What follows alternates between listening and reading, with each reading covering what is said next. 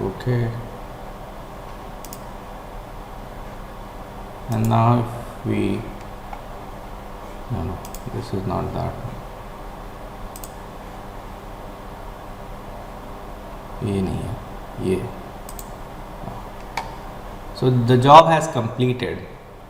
Okay, and if you now look at the work directory, you have, apart from the first file which was there because of this getting recorded, you have 1 2 3 4 5 6 7 8 9 10 files have been created. Okay, तो इन सब में से कौन कौन सी file important है? Input file important है. Why? Because input file is the file which is the input.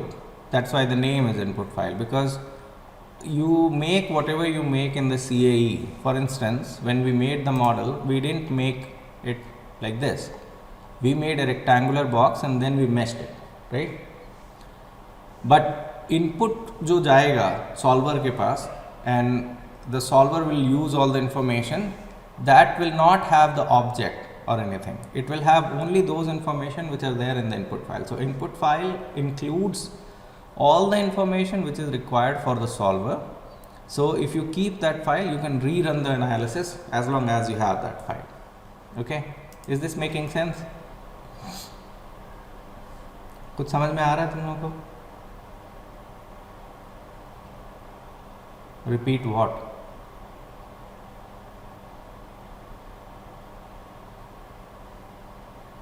Okay, so for instance, you see, so I do not know if there is any model here. ये भी input file का ही है. Okay, so let us see that this was the model which we created. Okay, so when we make something, let us say a cantilever or tensile specimen or whatever specimen, we make an object in the part module, then we go to property, assign the property, put it in assembly, right? और उसके बाद उसको mesh करते हैं. Okay, so all these things we do, and then when we submit the job, those 10 files are created, right? पर ये सारा graphical information is not necessary for the solver. So for finite element analysis, you do not need this object and this graphical information कि ये object कैसा दिखता है, कहाँ तक मटेरियल असाइन हुआ है, नहीं हुआ है, वो इन्फॉर्मेशन चाहिए उसको, पर वो इस फॉर्म में नहीं चाहिए जैसा आपको दिखता है CAE फाइल में. ठीक है, तो जो इन्फॉर्मेशन चाहिए वो किस फॉर्म में रहता है? जो इन्फॉर्मेशन चाहिए वो जिस फॉर्म में रहता है, that you can see when you import an input file, and this is what we have done. तो यहाँ पे इंपोर्ट किया हमने file. So this graphical user face, instead of showing you the object which would have looked like this, वो सिर्फ meshed object दिखा रहा है. ठीक है, क्यों? क्योंकि सॉल्वर के पास मेश्ड इंफॉर्मेशन ही है, right? So the difference is, if I create a circle और if I create a disk and if I mesh it very coarse, मैं उसमें 4 ही एलिमेंट बनाऊँ. Okay, I will show you that example. So let us just for practice, let us make something, and let us make it in 2D, and let me make a circle.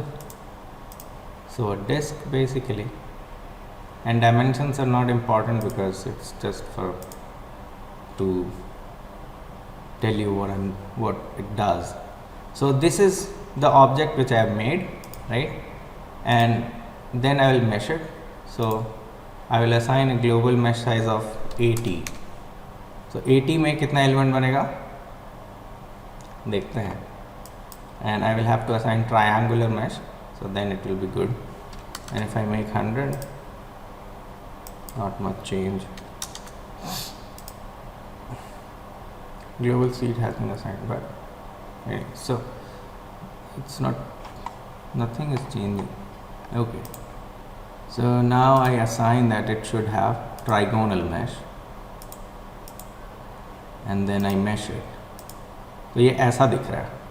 ठीक है, so it is not a circle, right?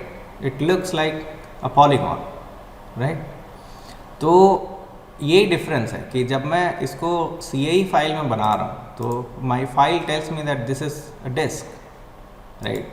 But if I mesh it coarse, very coarse, and then I run the job, and after that I import the input file to rerun the analysis, I will lose that information that it was a circle.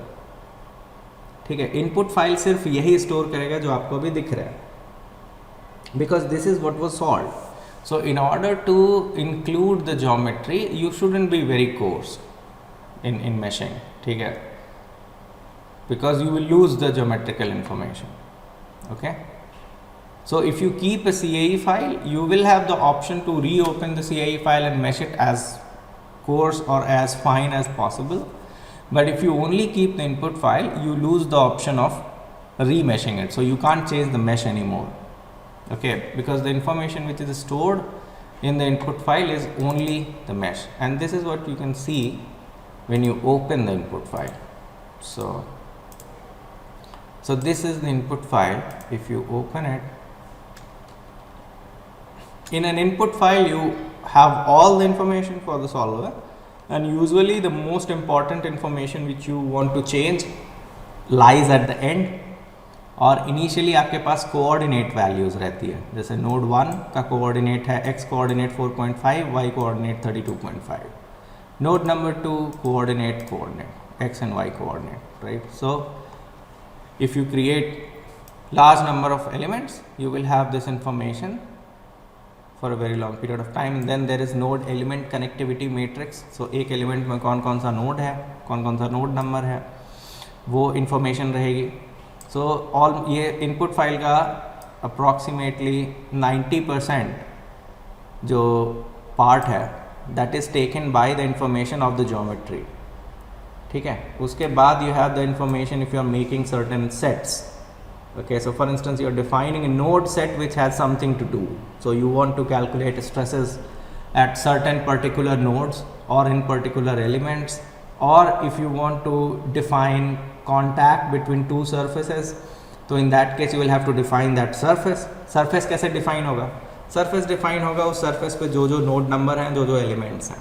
ठीक है, तो it will make a node set and element set for those kind of reasons. So you will have that information.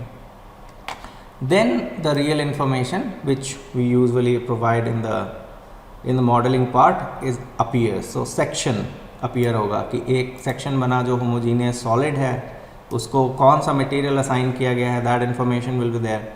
Then in assembly, how many instances have been imported. So far we have only one part. If you have two parts, for example, I have another example of another kind of test. Okay, so for that you will have to switch. So where is the meeting?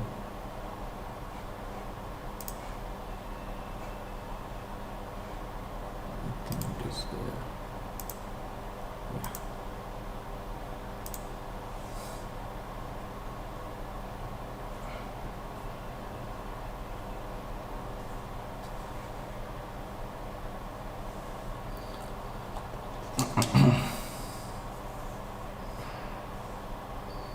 So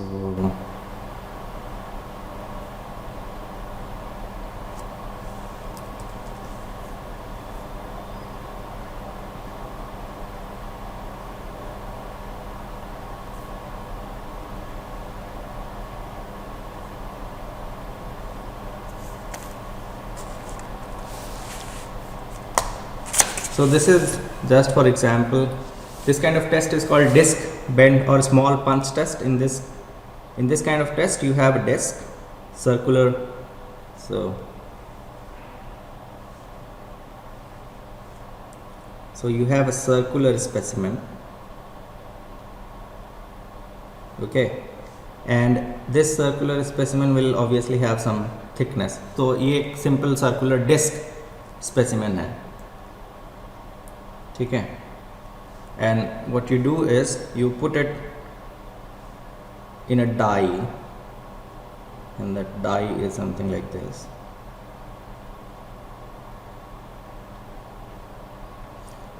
और यहाँ पे you put that disk.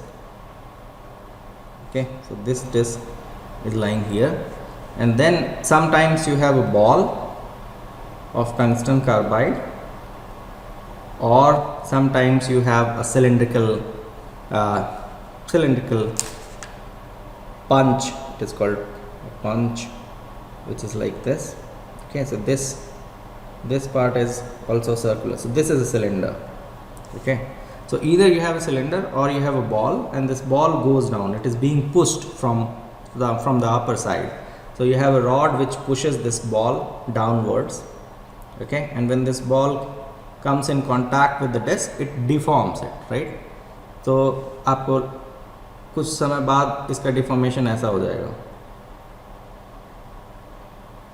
Disc का. This disc will deform like this, and then eventually after some time it will fail. Usually it fails from here if it is ductile. If it is brittle, it can fail also from there. So this is one kind of test, and I don't want to go in much detail of this, so let us come back.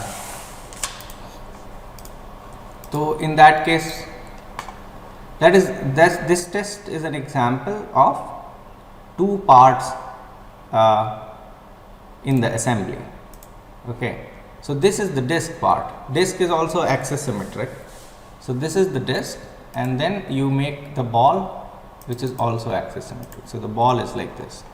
So instead of making the whole sphere in axis symmetry will become semicircle, and that semicircle is also symmetric along the axis. So it is half of that also. So this is that ball.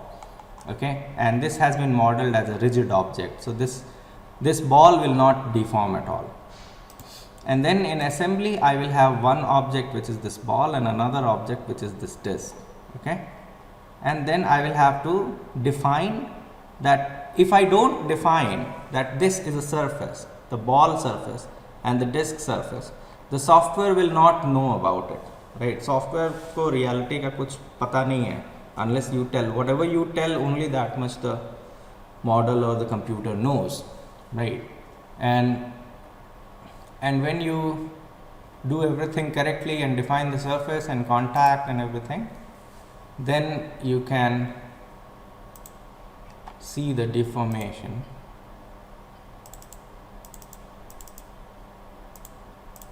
So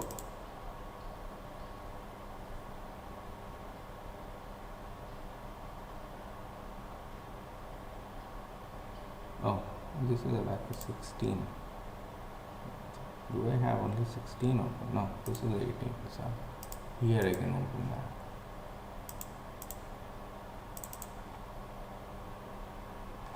So it will deform like this. So if I play the video, you will see that the ball is going down and the disc is deforming, right? So this was just an example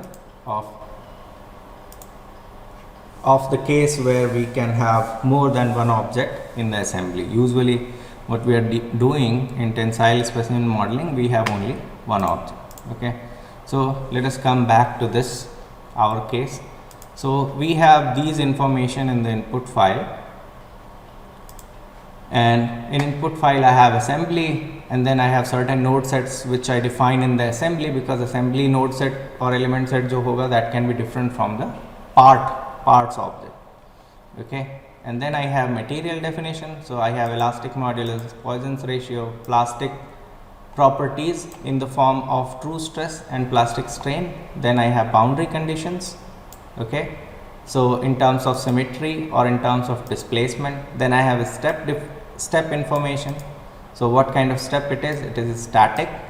The non-linear geometry option is off. Number of increments, initial increment, maximum increment, and the minimum value of increment. So that information is here. Then you have another boundary condition. Then you have output requests.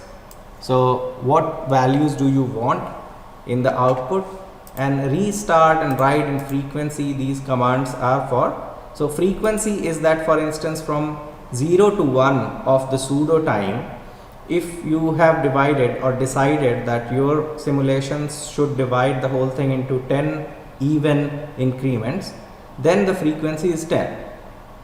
Sorry, then the number of frames or number of calculations which are going to be performed is 10, right? If you put a value of frequency equal to 1, it means that each frame will be written.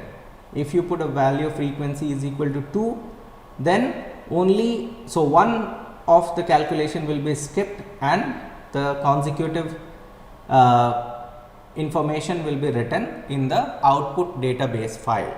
Okay, so this what you see, not this one, but in the results what you see is the output, right?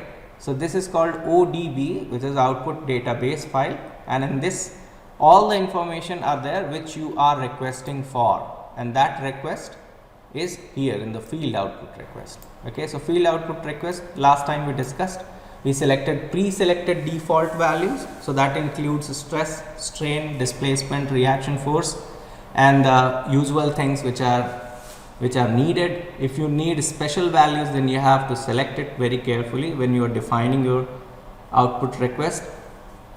And history output is something which is different from field output. History output is something, these are those variables which are calculated additionally, and their calculation is usually derived calculation, and it depends, the value of the current calculation depends on the previous and previous to that calculation.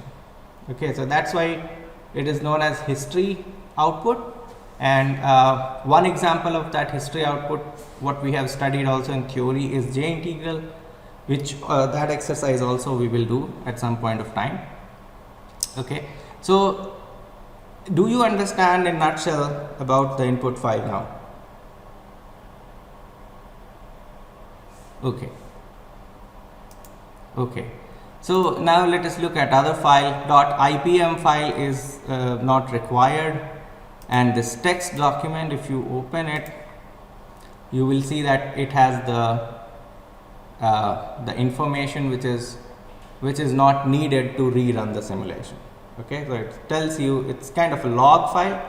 It tells you that when the preprocessor started, when the calculation started, when the calculation ended, and all those logs are there. Okay, then you have the message file. If you open it, you will see, so message file I have discussed already, that you can also see that in the, when you run a job.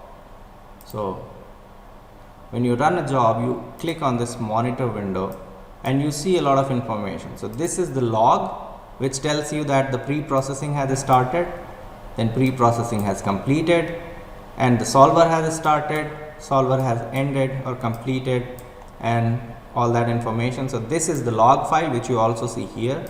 Then you have the error messaging which comes from the message file. So message file includes a lot of messages which you don't want to see. You only want to see certain important messages, which, so for instance, error is filtered here and you will see all the errors there. You will see all the warnings here. So warning meaning there are some problems which the software thinks you shouldn't have done, but even then the job can run. Okay, so it will not cause the, so there is no mathematical anomaly. So it can give you the results, but the software thinks based on the information which has been given to the software that certain values are not right. For instance, if you mesh something in a very weird element shape, so that one dimension is very small in comparison to another dimension, you will get a warning that the aspect ratio of the mesh is not good, which can cause certain problems. Okay, so for instance, if your mesh is very, very thin in one dimension and very, very coarse in another dimension, then there will be very less strain in the dimension where the dimension is very small. So that anomaly can be handled sometimes, but it may not be the good result. So those cases you will get in the warning. Output will tell you that this calculation has been written, this calculation has been written, and the name, the jargon for one calculation is one frame. Why we call it one frame? Because the initial condition from wherever we start, we call it reference frame, right? And whenever we go to another state where deformation has happened, that's a different frame from the reference frame. Okay, so it gives that name to that, so the number of frames are created. Then data file will have certain information, and it will have more information than the input file, and it also tells you sometimes that how much time will be required before starting the calculation. It can expect that this much amount of time or this much amount of memory will be required for this kind of job. And of course the message file will have a lot of information, and status will be telling you all those things which you are actually looking here in the monitor. Okay, so you see the increment size, how many iterations has happened, how much time frequency has been solved for, and this is the total time of the increment. All those information you will also see in the status file. What usually happens is that when you become a pro, you really don't do it from the graphical user interface. The standard way of doing a modeling is that you usually get the geometry from AutoCAD file or Pro Engineer or some software which does the 3D modeling of the geometry, for instance. And then you get those information, then you feed it, and then you write the whole thing in the code form, not using the graphical user interface. And you can use it, there is no issue. And then, for instance, if you are running 100 jobs at a time, it is not possible to open this monitor and see for all those 100 files what is happening, because you will have to click on the monitor, and this will be always automatically will be getting updated.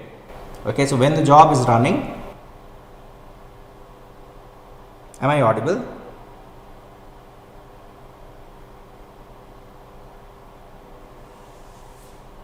But I see that it says you lost your network connection.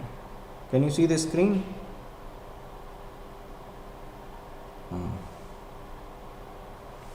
Yeah, I think there is some issue with the internet of the institute.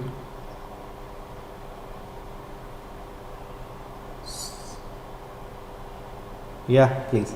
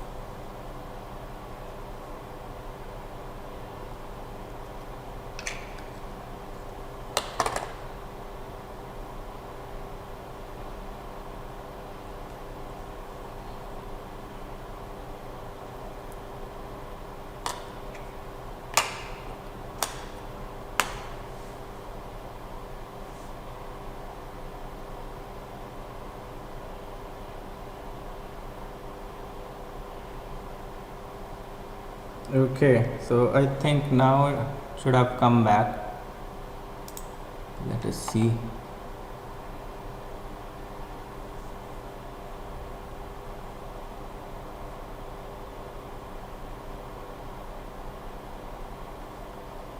Yeah, it looks like it has come back.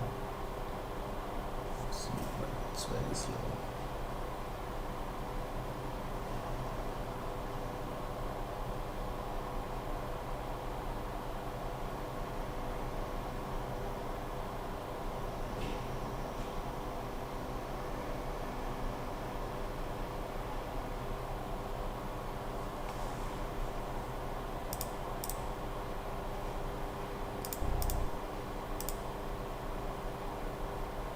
Okay, so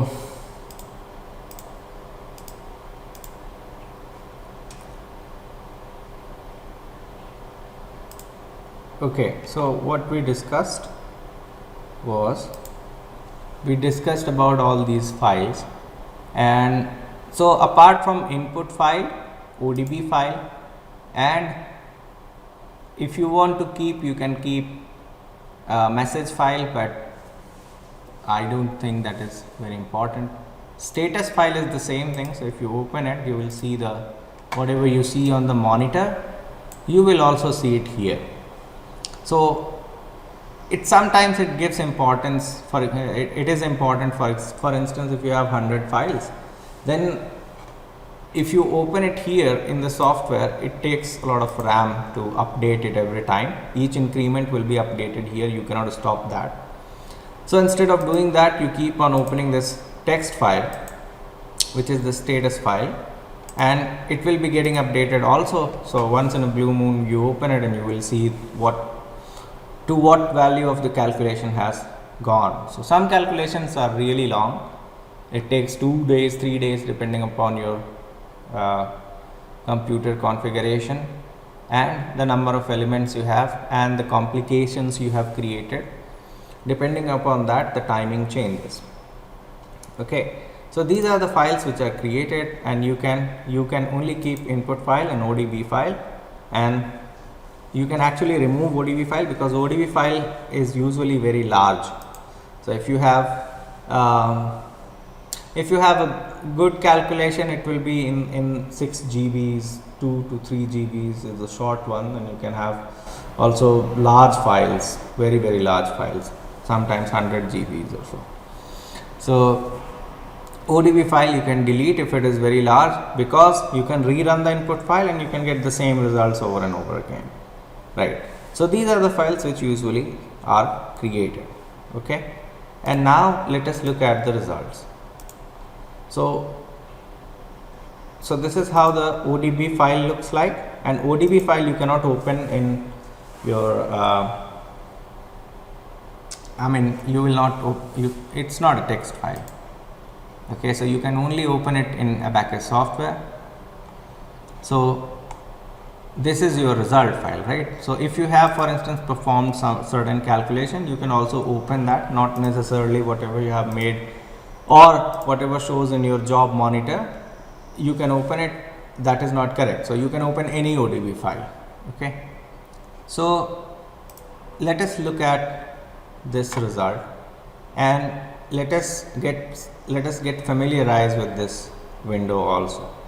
So here, I cannot, yeah. So like you had the model tree in the CAE part, you have output database, and whatever output database files you have opened, all those database files will be here, and then you can calculate some of the values or export or extract some of the variables, and you can do further calculation on that, and a few examples we will see. So in order to know what to do, what do you want to do? For instance, from this tensile specimen, we want to calculate the engineering stress strain diagram of the specimen. So how can we do it? We want to know that how much force was applied on this specimen and how much extension must have happened, right? So we want to know the force, and where will the force come? Do you know where should we calculate the force?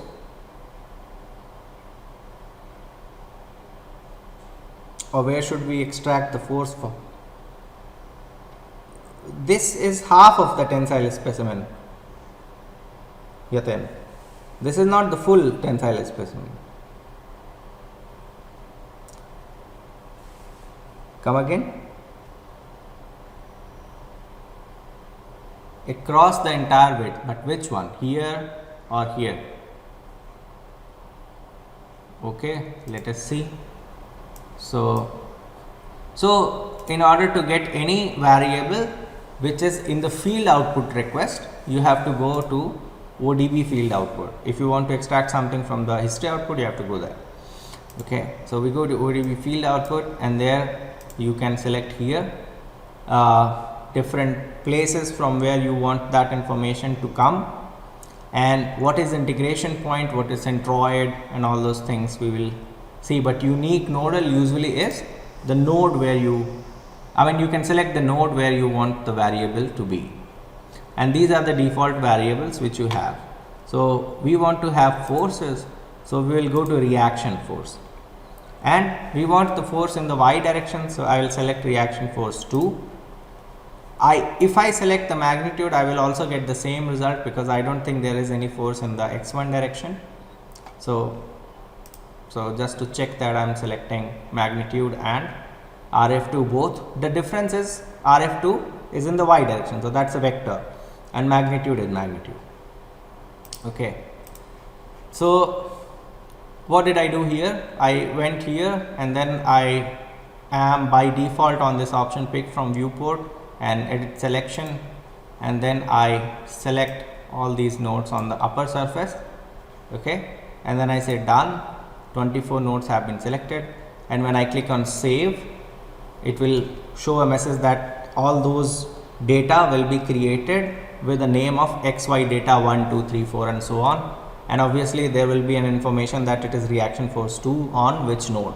Okay, so once I save it, I have 48 data, because 24 nodes were there, and I have selected magnitude as well as RF2 value. So 24 into 2, I have 48 values here now.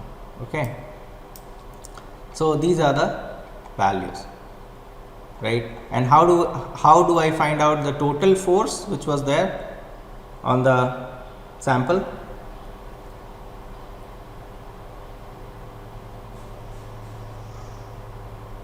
Yeah, right. So I will go to operate on XY data, I will continue, and I will select sum, and before that I will just write -1 into sum, and then I have to select what values.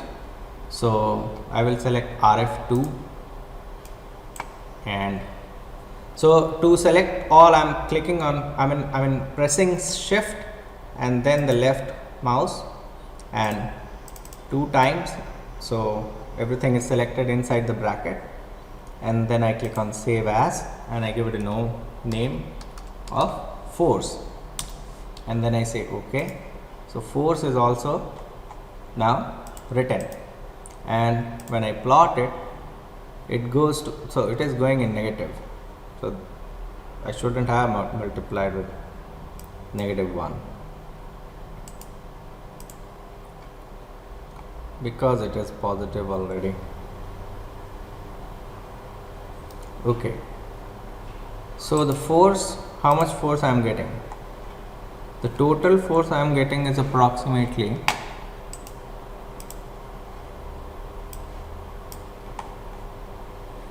approximately 60.8 kilonewtons. Okay, so I can save this. One way of doing it is just copying it. So copy it, put it in an Excel file, and I believe this was the stress strain behavior which we gave as an input. So we will see how it looks like. So this is the time of calculation, so time, and then I have force, and I will also need displacement, but before that I will have to multiply this with -1 because it is an opposite sign. Okay, so this is force now, and I will also need displacement, which will be here. Okay, so for displacement, tell me what to do. How can I calculate the total displacement in the sample?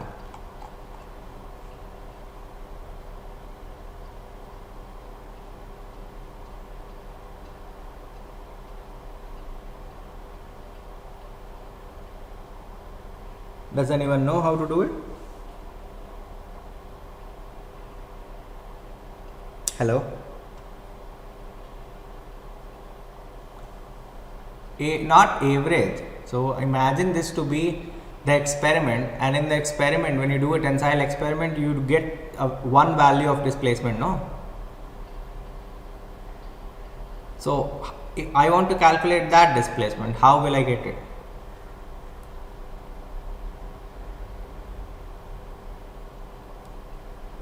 हम जब experiment करते हैं तो हम एक ही जगह पे उसका टोटल गेज लेंथ में कितना एक्सटेंशन हुआ, that is what we measure, right? So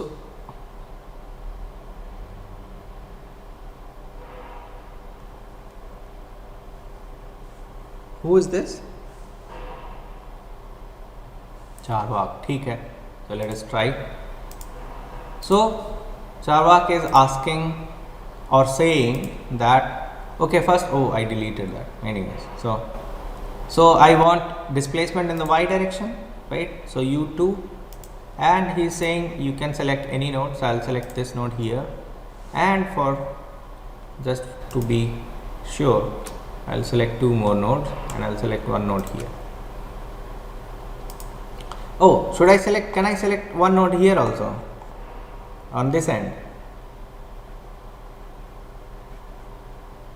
Why? Yes. So we have defined the boundary condition that no displacement is allowed here in the y direction because it is y symmetric. So the value will be 0 there. So that also we can check. So we have all those three nodes.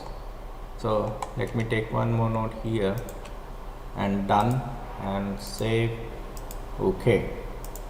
So I don't know which one is that node which we selected, but we go to tools, query, and a lot of information you can get from here. So I'll select node and I will click on this node and I'll see that the number is 54. So it must have been 53, this one.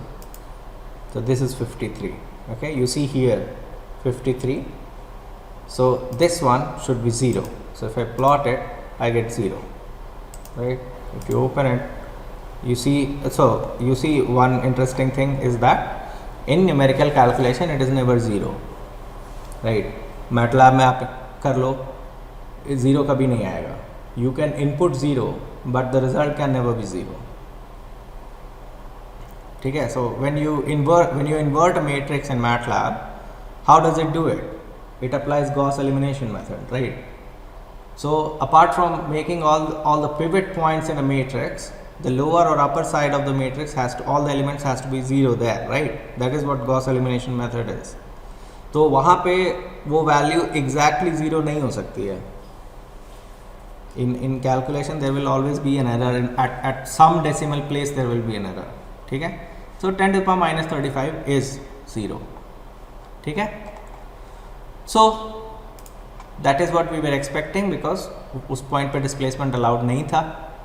And node 6 and node 12.03 and 2277, according to Charvak, Charvak said that we could select any other node. So let us see that if we get the same value for these nodes or we get different values.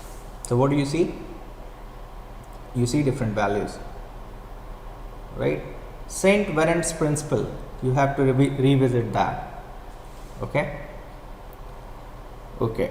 So where should we calculate so that we get the extension what we get in the experiment?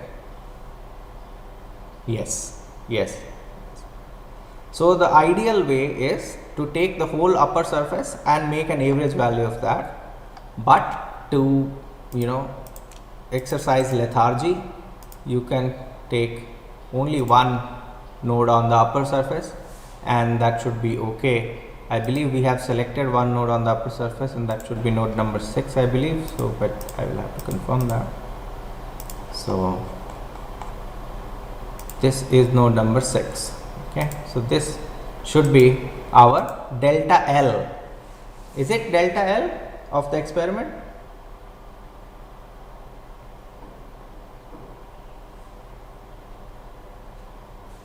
No, sir. Yeah, but this value is not delta L, this is delta L by 2 because we are modeling half of the tensile specimen. Okay, so when we go here, I will paste this data, and this is displacement divided by 2. So the total displacement is this into 2. I did not do the same thing in the force. Are you happy with that? Or do you think force also should be multiplied with? Okay. How is my voice now? Still breaking. How is my voice now? Yes, sir, now it's clear. Now it's clear? Okay. So my question was that I did not multiply force with a factor of 2. So do you think I should do that or I shouldn't do it? No, sir, because then force by displacement it will come. 2 will get cancelled. Why would I do force by displacement? Sir, for stress and strain. Stress और strain दोनों में force by displacement तो कभी नहीं करते हैं. Sir वो stress force per unit area हो जाएगा. हाँ, तो उसमें डिस्प्लेसमेंट तो नहीं है. और स्ट्रेन में डिस्प्लेसमेंट बाय ओरिजिनल लेंथ. हाँ, ओरिजिनल लेंथ तो कांस्टेंट वैल्यू है. फोर्स बाय डिस्प्लेसमेंट तो कहीं हो नहीं रहा है. अच्छा, वो शायद 2 कैंसिल हो जाता था ना, डेल्टा L/2 और L/2. हाँ, वो तो ठीक है, बट आई एम सेइंग कि फोर्स में 2 से मल्टीप्लाई करना है कि नहीं. नहीं सर. क्यों? Force will be same at every place. Right. Force displacement में सर हम तो चेंज कर सकते. Right. So force will be same on the both symmetric parts. Okay, because that is why the symmetry has been defined, but displacement will be half of the total displacement. So now we have total displacement here and we have total force here, and now we will have to calculate the engineering stress and engineering strain. So how do we do it? We need area. What is the area for a specimen? 61.63. Let us see. So I go to tools, I go to distance, and it is asking for the first node from where I want to calculate the distance. I click the first node, then I click the second node, and then I'll just increase this part where you have message. Okay, and I say, oh, I have selected the first node. What is the problem? This is the first node, this is the second node. Okay, and the distance is it done, the distance or not? Yeah. So why the distance? Why the distance? Is it coming? The message is changing or not? So distance, first node and second node. Okay, so the distance is 4.27984, 4.5 in the reference value. So when there was no deformation, and when it has deformed, obviously the radius will decrease, right? So this is what it has decreased to, which is scale, and this is unscaled, and all those information you get here. Okay, so whatever you calculate from the query, all that information will be coming in this window just below the interface. Okay, and this here is Python shell. So here you can write any Python code and you can check whether that format, syntax or whatever is working or not. Okay, so the distance is 4.5, I mean the radius is 4.5. So the area will be pi r square, right? So the engineering stress will be force divided by pi into r is 4.5. So 4.5 squared, and the strain will be, engineering strain will be the delta L divided by the initial length. How much was the initial length? So that also 22.5. okay. So let us verify that.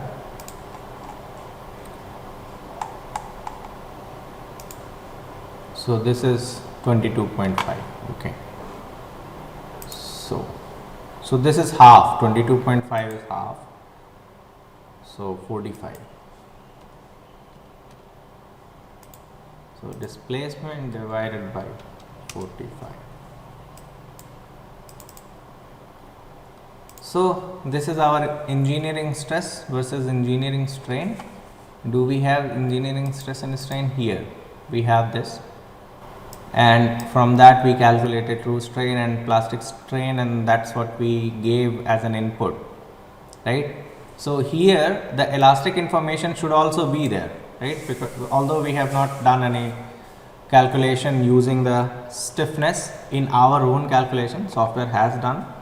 So let us see if it matches with what we have given. So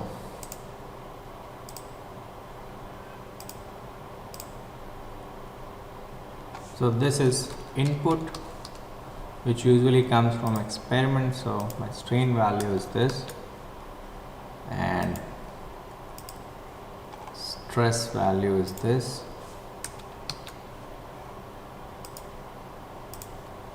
Why the stress is starting from 200? So it looks like this, okay, and then I put the value which this is a different graph, this one, okay, and then I add, or could have written output, and the x value is this, and y value is this.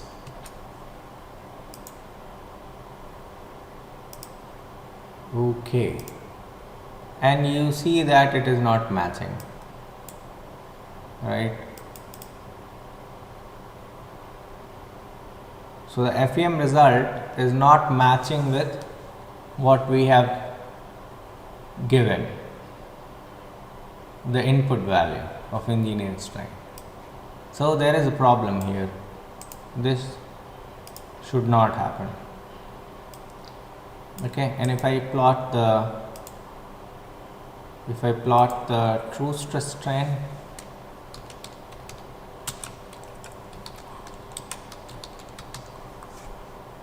which we used in the input, then we have plastic strain and we have true stress.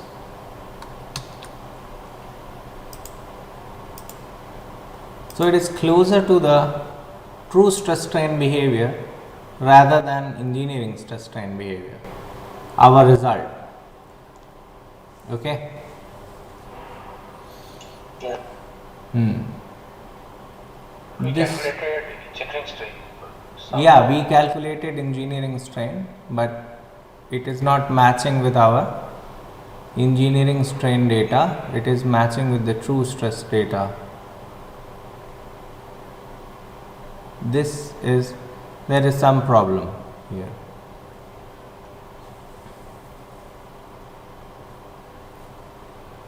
Okay, this should not have happened.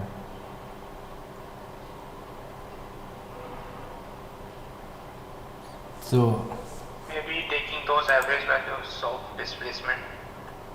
what? Might help. Yeah, Sir, could we be. took displacement at one value, sir. Yeah, could be. That could be the case. So, but I'm wondering why taking that data will make the stress closer to true stress, because area is not dependent on the displacement value, that is constant. The force is dependent on, so our force is a little bit higher side. We are getting the force at a higher value. So was it calculated with that same area? This is calculated with 3 pi. Why it is calculated with 3 pi? But whatever it is, from this stress strain,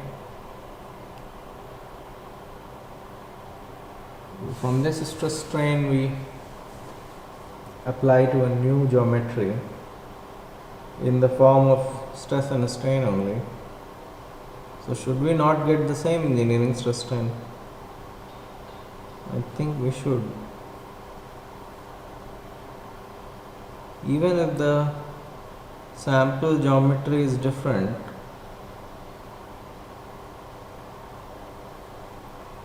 I believe we should get the same value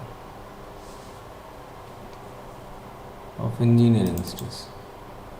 So this is stress into 1 plus strain, this is correct. And this is, what is this? Oh, this is plastic strain. Oh, what is I3? Stress divided. So this is plastic strain. But this strain is not, no, there is a we have not converted this strain to true strain. And I have just calculated plastic strain. So there is a problem here. One step is missing. So before, but I think there is something hidden here, no? J column is hidden. So, the strain is also calculated. This is now good. But I3 and J3 is this. So this is good. So there is no problem here. This is correct. True strain is calculated, plastic strain is calculated. And the slope is also differing here, obviously, because it is going on the higher side. Okay, so I do not know, but there is some problem here, so this should be matching with the engineering stress strain, not with the true stress strain. Why the force is higher? What is wrong here? So I'll have to check the input file. What did we do? The trial input file. So the trial input file. This is the plastic data. So we have one extra point added manually, which is this. And that should be okay. Elastic modulus is 200,000.3. Plastic data is good. So, and this is axis symmetric case. So there is no issue of thickness. Right.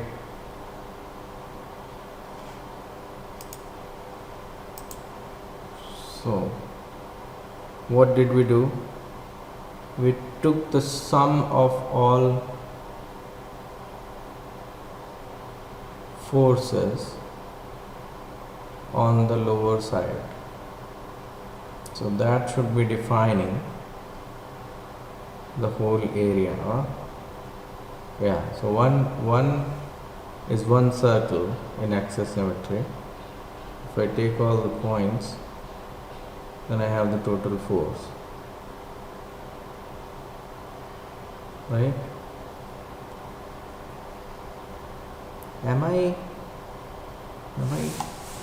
Did we do it?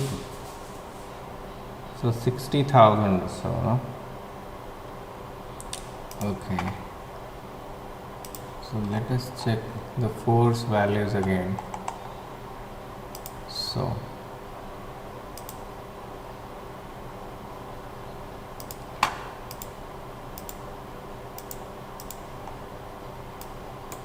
one more thing.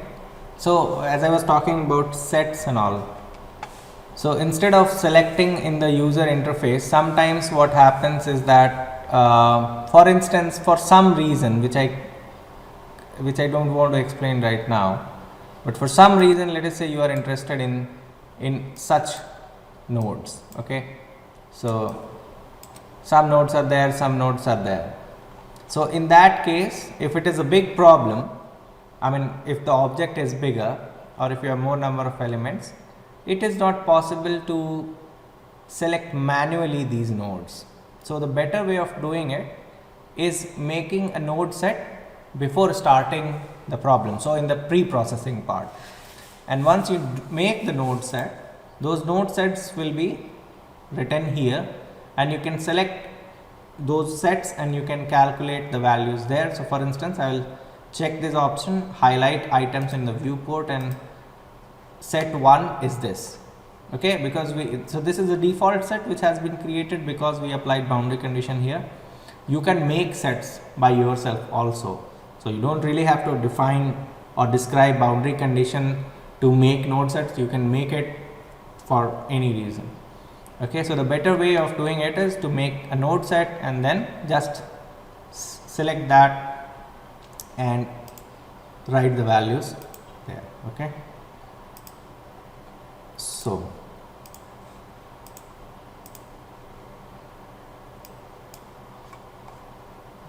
if we take the sum of all the forces,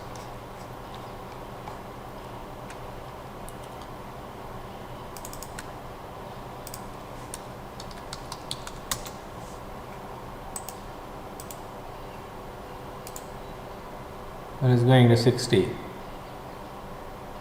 So our value is correct. Our value is correct. 4.5 axis symmetric. So the area is also correct, no? 5 r square, 4.5 square. So that is also correct. There is some issue, I do not know why, but it should match with the engineering stress. Okay, I will have a look in this problem why it is happening. Okay, so this was an example of how do you extract the data from the ODB file. So you can extract any other data. So for instance, you want to find out the stresses to do some post calculation. So for instance, you want to calculate strain energy density of the whole specimen, or you want to find out the strain energy density of the area which is very close to the center of the specimen. So I want to see where the yielding has been, where the yielding has done, I mean yielding has happened. So I will see if equivalent plastic strain is higher than very small value, then I will assume that plasticity has happened. So it has happened everywhere, and consider a case where our plasticity has just started somewhere. No, that is not happening in this case. It is starting everywhere at the same point of time.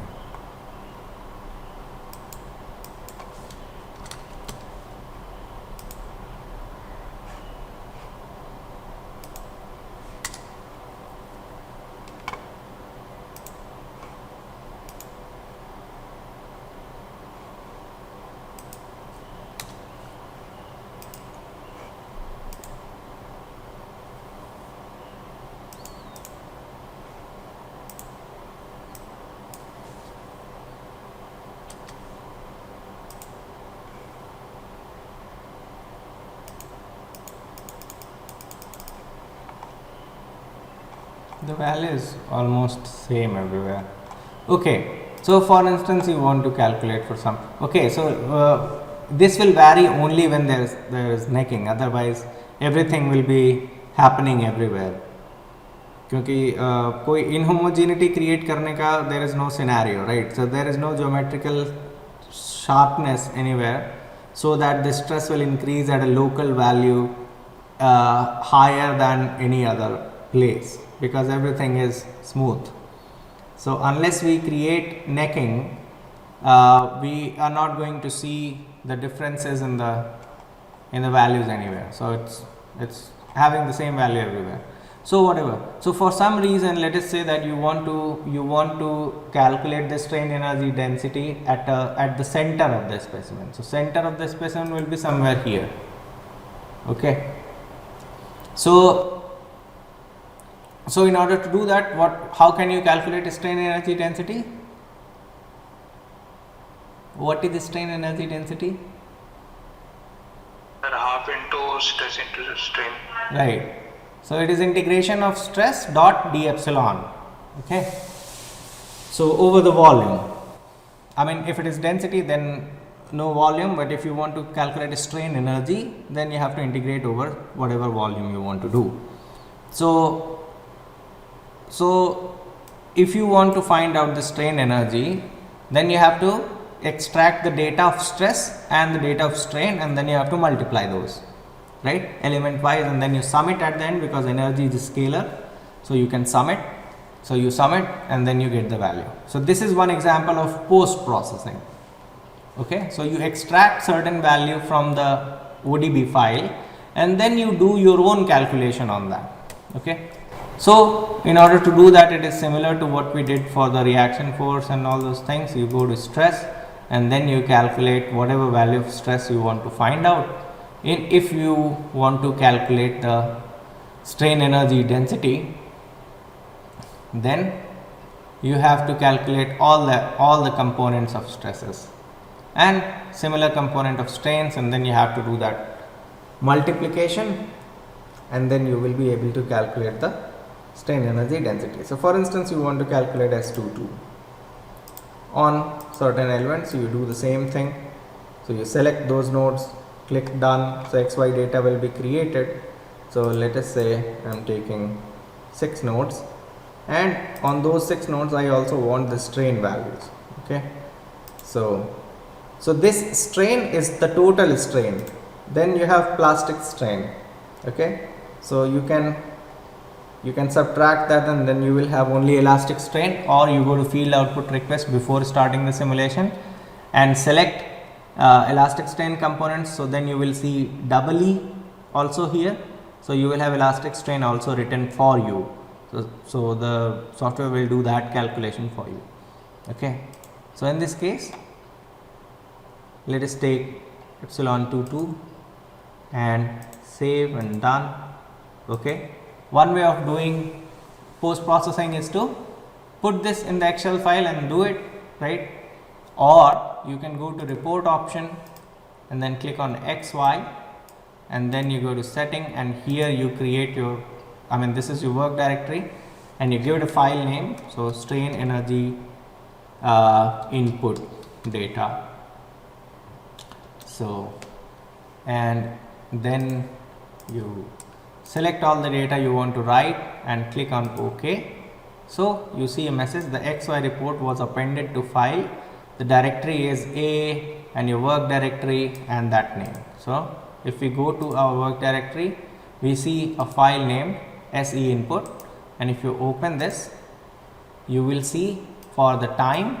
So this first column is time, and for different nodes, so node number 42, 43, 44 and all those nodes, the values of stresses, so sorry, strain E22 and stresses S22 has been written.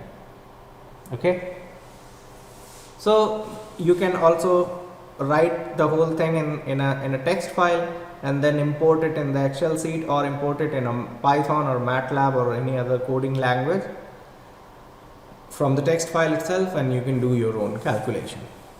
Okay, so I hope we are a little bit clearer on how to do the post processing. Have you understood anything? Yes, sir. Okay, so that is a good news. Okay, so one thing which we will do next time is that, okay, so what we will do is that for the next lab, our plan is to make the same tensile specimen with the same elastic and plastic properties and everything, but in 3 dimension. Okay, So nothing will change, it will just be a 3-dimensional case. Okay, and I want you guys to do it by yourselves, and you can decide. So for instance, instead of making the whole specimen, you can make half of a specimen, or somebody can make quarter of that specimen also. So that choice is to you, what kind of meshing you want to do. And if you are making, for instance, half cylinder, if you are modeling half cylinder, then the boundary condition will be different. If you are making, so I think some of you must have understood, but let me make it clear. And before doing that, so I'll stop recording now. And the only difference is, when you create a part, you have to go to 3D and you have to select solid, and then you get an option of extrusion, revolution and sleep. So don't get confused. So what you should do is, you should try all these things and see what is happening. Okay, so we will go to extrusion, and extrusion means what? You make something in 2D and extrude it in certain dimensions. So that is what extrusion is. Being a metallurgist, you know what an extrusion is. So to make a cylinder, I have to make a disc, and then I have to extrude it in the cylindrical direction, in the cylindrical z axis, and that will be my tensile specimen. So I make a circle. That circle must have a radius of 4.5 millimeter, because that's why it will match with our axis symmetric data, right? So I can just give some value of x. So if x is 0, I can do it like this here also. So pick a center point for the circle. So center point is 0, 0. Pick a perimeter point for the circle. So that will be on x axis 0, y axis radius. Radius is 4.5. So that's my circle. Okay, and then done. And now it is asking कितना extrude करना है. Cylinder का length कितना था? 22.5. Okay, done. So this is my half of my tensile specimen. ठीक है?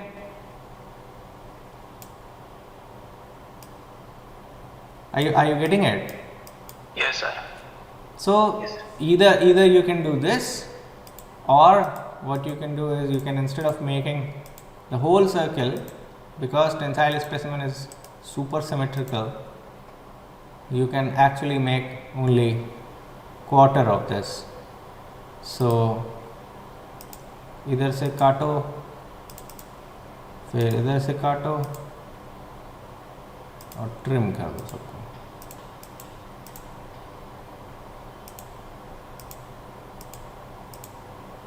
So only 1/4 of that, and done.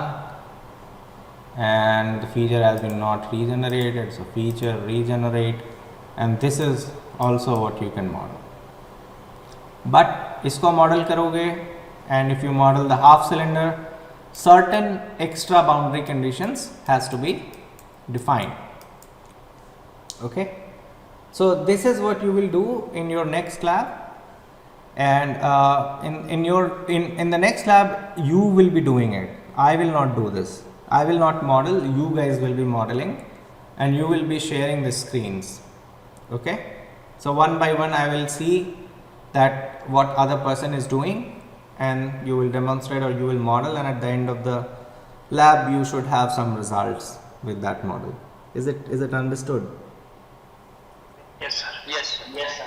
Okay, a few of you who are really interested. Okay, one more thing is that you can write it. Once you do this course, you can write it in your resume that you, I mean, depending on marks, of course, that you have learned this. This is called CAE simulation, structural simulation, sometimes stress analysis. So you can write it that we have done a course on stress analysis on Abaqus, because a few of you were, I mean not you, your seniors were selected by Dassault, and this is software from Dassault Simulia, so it might bring some value to your resume. Okay, what else?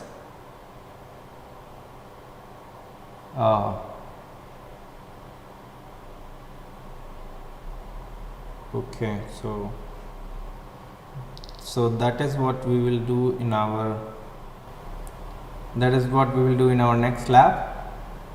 And for this lab, the job which was given to you previously, I have just explained that part only, and also a little bit of stress analysis. Oh, of course, a few of you, yeah, now I remember. So a few of you can use this coding technique also. So today we recorded everything, and if you go to this abacus macros.py and open it, so in session 3 whatever we have done has been recorded. Okay, so you can find out where what is happening, and these parts are not necessary, so you can delete. Certain parts are not really wanted, so those parts are not important, but you can also do the same thing by coding. So if you want to try it without using graphical user interface and you want to use Python coding, you can do that. Okay, so you can do everything. Writing of data, which is what we did here, you just take one syntax out, create a for loop, and then you can write from xy1 to xy100 data by a code, and you don't have to write it. So for instance, instead of 25 data you want 100 data. So how will you do it? You can simply create a matrix of node set, a list of node set, right, and then create an identifier or an index I, run the for loop for all the values of that matrix of the node set, and for that you create these objects. Okay, so that exercise also you can do.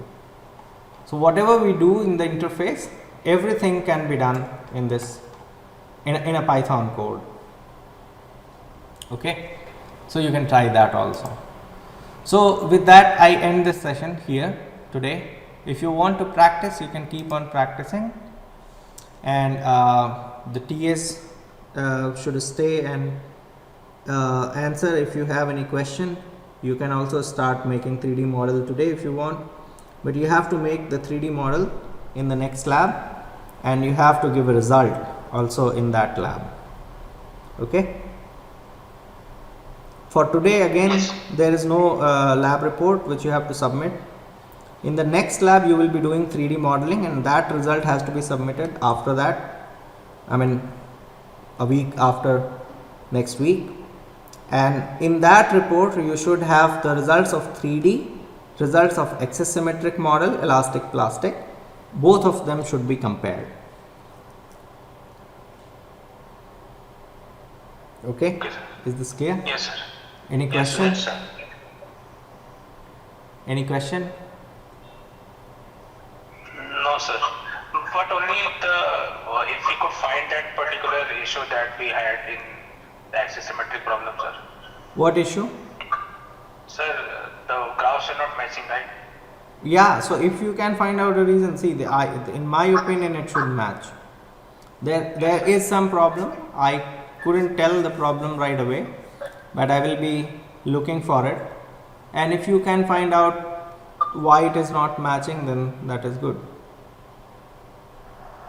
One exercise could be that if it doesn't match for 3D, then we know that there is something not wrong with the model, but something is wrong with our calculation somewhere.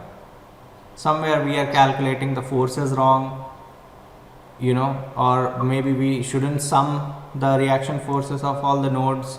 Maybe we should take the average. Something is wrong which can be thought of. Okay.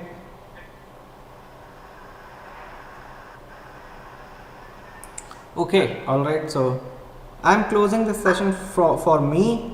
If you guys want to discuss something with Dishant and Rohit, so you can discuss. If you want to ask, Rohit has done a course on. Rohit, have you done a course on FEM, or you're doing it, or you haven't done? Sir, I'm doing a FEM course for Jitin sir. In previous semester, I've done a FEM course of Aditya sir. Okay, fine. So if you want to ask anything with the theory of FEM, Rohit is there.